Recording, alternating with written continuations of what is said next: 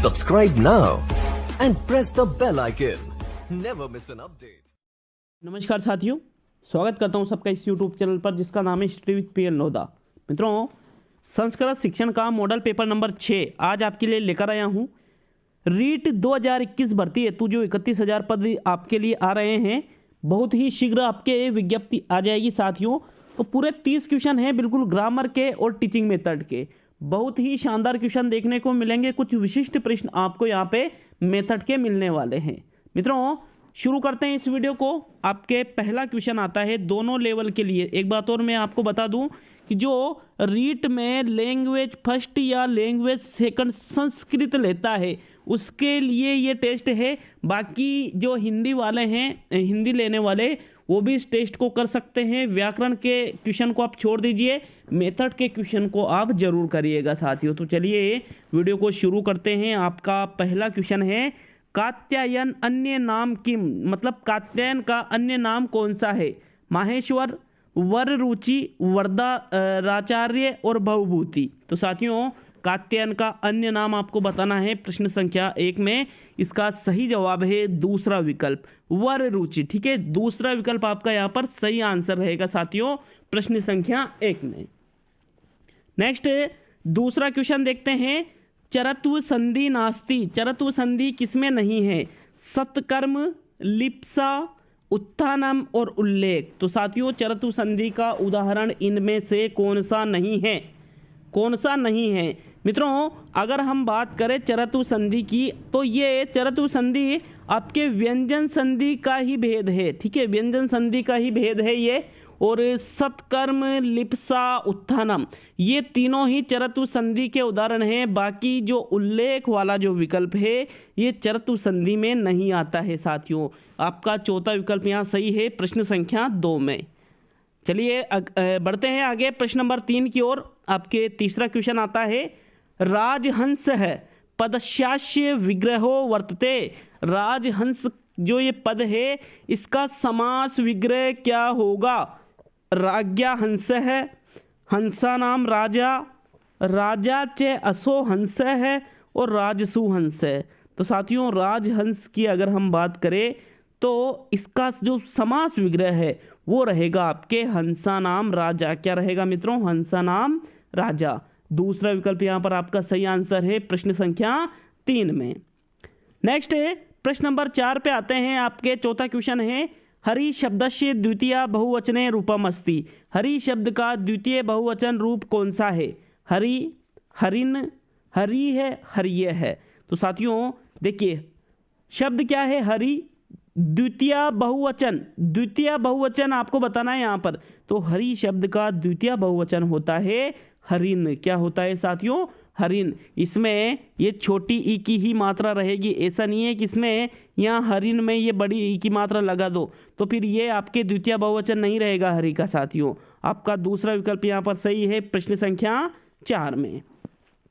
Next देखते हैं प्रश्न नंबर 5 को। आपके 5वां क्वेश्चन है, कमेंट करके जरूर जाए साथियों कि कितने क्वेश्चन आपके सही हुए हैं, ये भी हमें जरूर बता कर जाए। और मैं आपको एक निजी सलाह देना चाहूँगा मित्रों कि जब लोग अपने शौक पूरे करते हैं जिस टाइम पे, अगर आप नियोजित तरीके से अपने लक्ष्य को प्राप्त करने के लिए मेहनत करते हो तो आप यकीन मानिए जीवन में किसी के आगे हाथ फैलाने की आपको ज़रूरत नहीं पड़ेगी। इसलिए अपने लक्ष्य को पूरा करने के लिए निश्चित तरीके से, नियोजित तरीके से पूरी मेहनत कीजिए। बिल्कुल भी मक्कारी इसमें आप नहीं कर सकते। प्रश्न है 5 है साथियों आपका, गम धातो है लिरिट लकारे प्रथम पुरुष है बहुवचनम अस्ति। मतलब गम धातु का लिरिट लकार में प्रथम पुरुष बहुवचन है गमिष्यन्ति, गंता, गमिष्यति और जगाम। तो मित्रों, लिरिट लकार में श बीच में आता है, तो फिर ये दोनों विकल्प तो आपके गलत हो जाते हैं। अब प्रथम पुरुष में बहुवचन होता है गमिष्यन्ति, गमिष्यति नहीं होता है, गमिष्यन्ति होता है। पहला विकल्प आपका यहाँ सही है, प्रश्न संख्या 5 में। नेक्स्ट प्रश्न नंबर 6 देखते हैं। 5 क्या है, ओदनम पचती। यहाँ पे रिक्त स्थान की पूर्ति करना है साथियों। तंडुलेह, तंडुलेभ्य, तंडुलान और तंडुलात। तो साथियों 5 क्या है, ओदनम पचती। यहाँ पर जो कौन सा विकल्प सही रहेगा प्रश्न संख्या 6 में? तो मित्रों राइट आंसर बताइए छठे क्वेश्चन का। देखिए यहाँ पर राइट आंसर रहेगा तंडुलान, तीसरा विकल्प आपका सही है साथियों। प्रश्न संख्या 6 में यहाँ रिक्त स्थान की जगह क्या आएगा, तंडुलान। ठीक है, नेक्स्ट बढ़ते हैं प्रश्न 7 की ओर। आपके 7वां क्वेश्चन है मित्रों, आपको मैं वापस बता दूं, पीडीएफ आपको मेरे टेलीग्राम चैनल पर मिलेगी। टेलीग्राम चैनल बना रखा है स्टडी विद पीएन लोधा के नाम से ही है, उसको आप ज्वाइन कीजिए, बराबर आपको उसमें पीडीएफ रोजाना मिल जाएगी, निःशुल्क है साथियों, किसी भी प्रकार का कोई चार्ज उसमें नहीं है।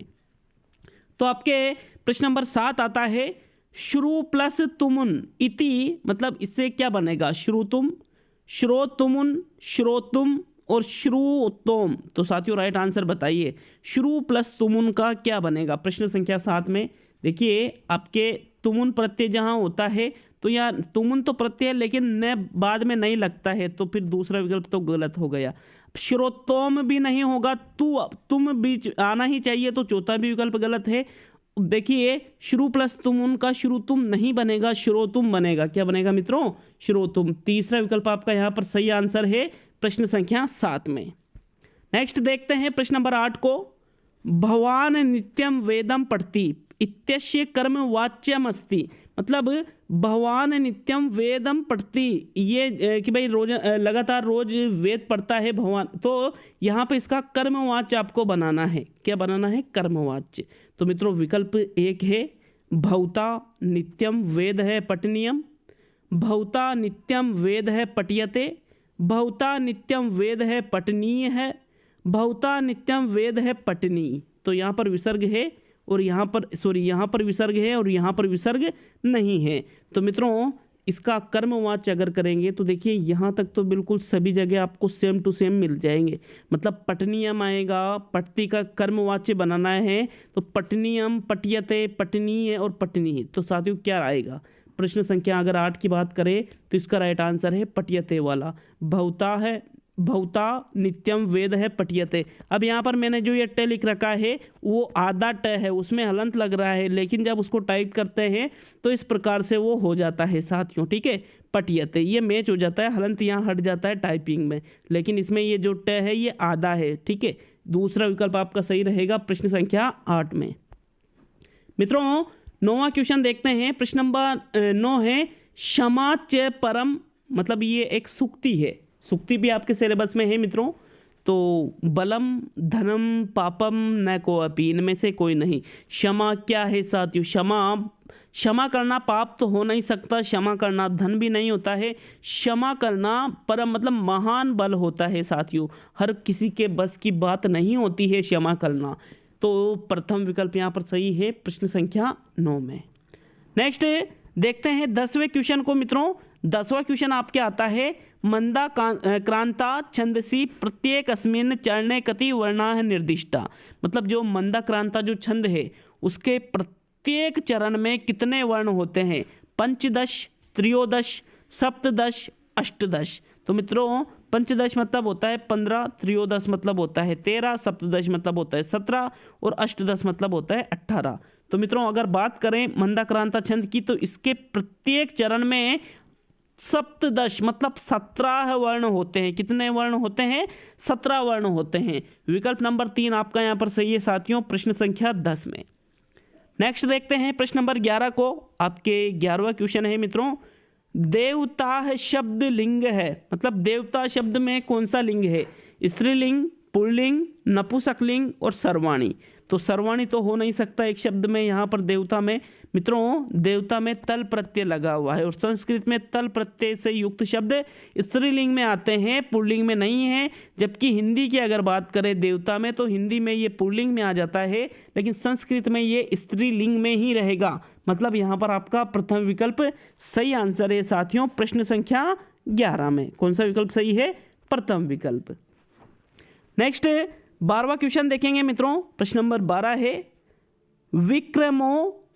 विक्रमोर्वशीयम पदे संधि अस्ति, ये जो पद है इसमें कौन सी संधि है, यण संधि, दीर्घ संधि, गुण संधि, वृद्धि संधि।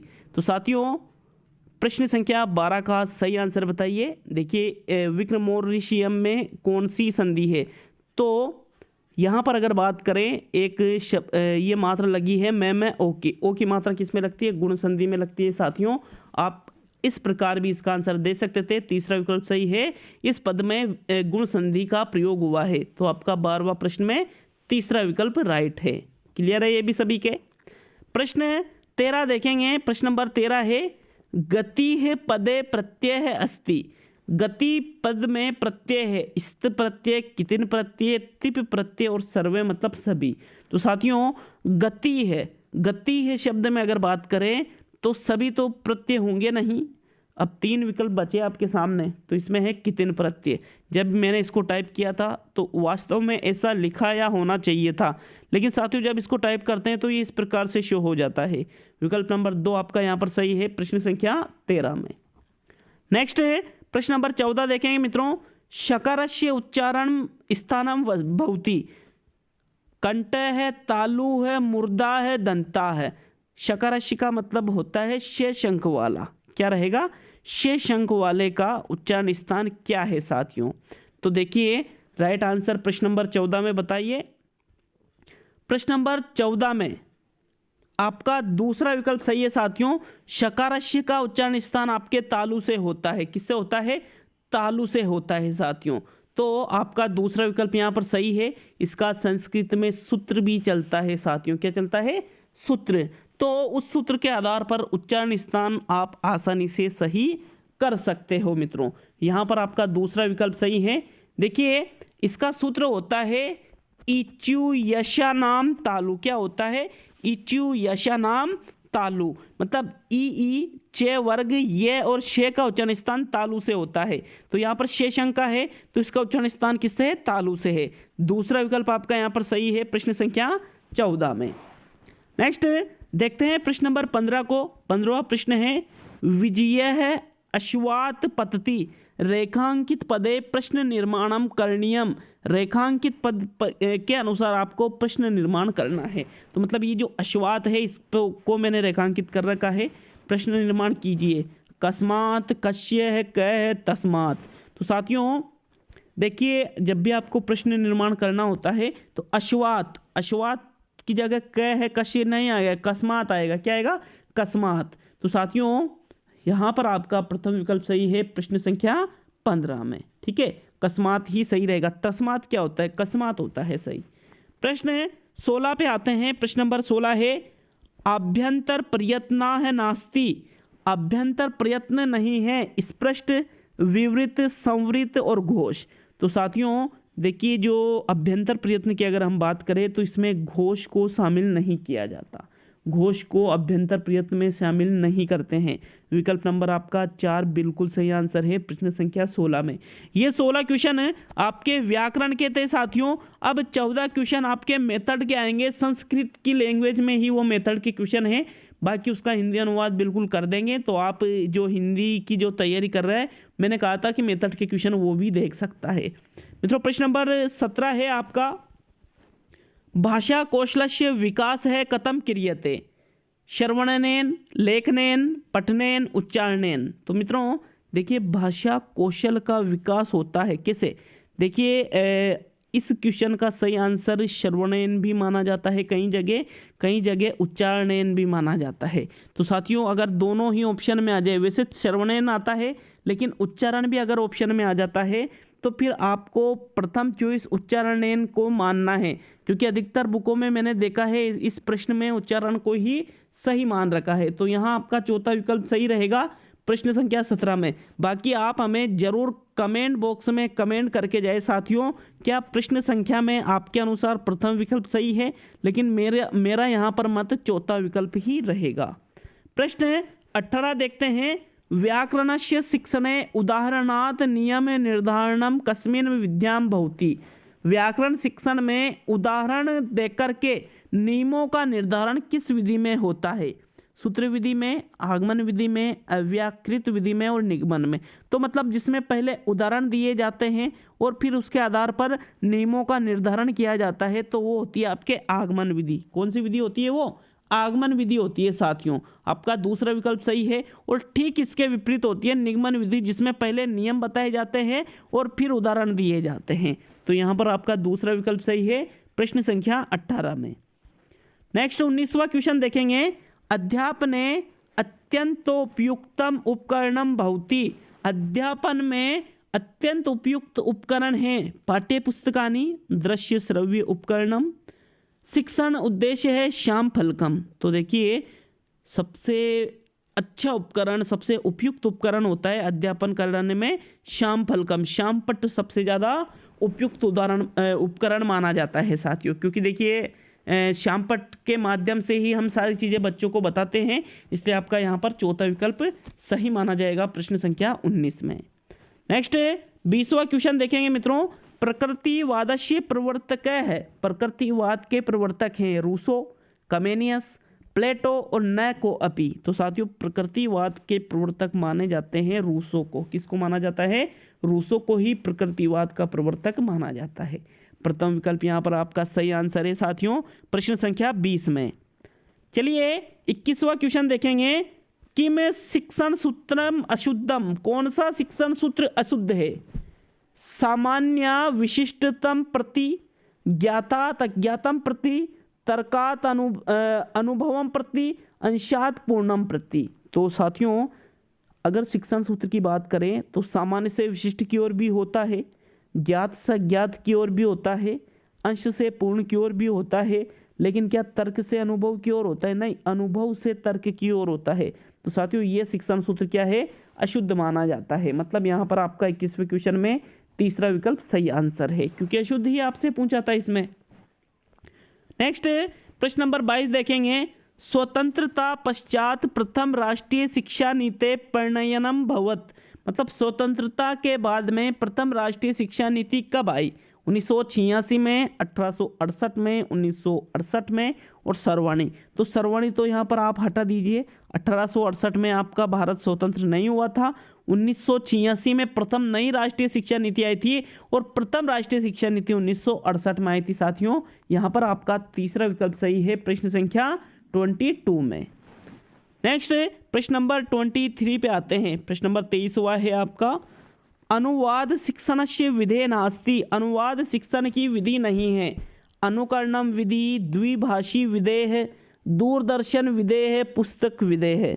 तो अनुवाद शिक्षण की कौन सी विधि नहीं है? मित्रों अनुवाद शिक्षण की अनुकरण विधि भी होती है, द्विभाषी विधि भी होती है, पुस्तक विधि भी होती है, लेकिन दूरदर्शन विधि नहीं होती है। तो आपको यही देखना था कौन सी नहीं है, तो दूरदर्शन नहीं है। मतलब आपका तीसरा विकल्प यहाँ पर सही आंसर है साथियों प्रश्न संख्या 23 में। नेक्स्ट प्रश्न नंबर 24 देखेंगे। 24वां क्वेश्चन है संप्रेषण नाम है अभिव्यक्ति। मतलब संप्रेषण नाम है किसका? अभिव्यक्ति का नाम ही संप्रेषण है। ग्रहणम ग्रहण करने का नाम ही संप्रेषण है। श्रवणम सुनना ही संप्रेषण है। विचार विनिमय विचारों का आदान प्रदान करना ही संप्रेषण है। तो मित्रों बिल्कुल आपने सही सोचा, विचारों का आदान प्रदान करना ही क्या है? संप्रेषण है। आपका यहाँ पर चौथा विकल्प सही आंसर है साथियों प्रश्न संख्या 24 में। नेक्स्ट 25वां क्वेश्चन देखते हैं मित्रों। आपके प्रश्न नंबर 25 है अभिनय विधेय प्रयोग है कुत्रशात। अभिनय विधि का प्रयोग कहाँ होता है? निबंध शिक्षण में, नाटक शिक्षण में, गद्य शिक्षण में, पद्य शिक्षण में। तो मित्रों अभिनय विधि का प्रयोग आपके नाटक शिक्षण में होता है। कौन सी में होता है? नाटक शिक्षण में। विकल्प नंबर आपका यहाँ पर दूसरा सही रहेगा प्रश्न संख्या 25 में। नेक्स्ट प्रश्न नंबर 26 पे आते हैं। प्रश्न नंबर 26 है विद्यालयस्य हृदय अस्ति। विद्यालय का हृदय है ग्रंथालय, क्रीड़ा आंगनम, कक्षा प्रकोष्ठ है, अध्यापक कक्ष। देखिए ग्रंथालय, क्रीड़ा आंगनम का मतलब होता है खेलने का स्थान, कक्षा प्रकोष्ठ या अध्यापक कक्ष। तो मित्रों विद्यालय का हृदय कहा जाता है ग्रंथालय को। किसको कहा जाता है? ग्रंथालय को ही विद्यालय का हृदय कहा जाता है। आपका यहाँ पर प्रथम विकल्प ही सही है साथियों। याद रखिएगा बहुत ही इंपॉर्टेंट क्वेश्चन है। शायद आपने पहले पढ़ा नहीं हो, लेकिन वो अलग चीज़ें पढ़ रखा है तो बहुत बढ़िया बात है। प्रश्न 27 पर आते हैं। 27वां क्वेश्चन है ज्ञानम मनुजस्य नेत्रम अस्ति। प्रथम, द्वितीय, तृतीय, चतुर्थ। मतलब ज्ञान मनुष्य का नेत्र है। प्रथम नेत्र है, द्वितीय नेत्र है, तृतीय नेत्र है, चतुर्थ। देखिए इस क्वेश्चन का आप आसानी से कैसे करोगे, इस क्वेश्चन का आंसर कैसे हल आसानी से निकाल सकते हो कि नेत्रम दो तो हमारे वैसे ही होते हैं, तो फिर प्रथम और द्वितीय गलत है।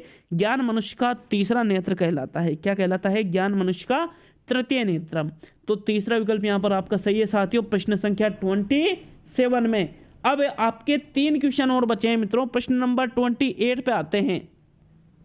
श्रवण कौशलस्य साधनम नास्ति, श्रवण कौशल का साधन नहीं है।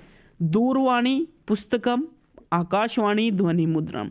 तो मित्रों श्रवण कौशल दूरवाणी भी होता है, आकाशवाणी से भी श्रवण कौशल का साधन माना जाता है, ध्वनि मुद्रण को भी श्रवण कौशल का साधन माना जाता है, लेकिन पुस्तक श्रवण कौशल का साधन नहीं है।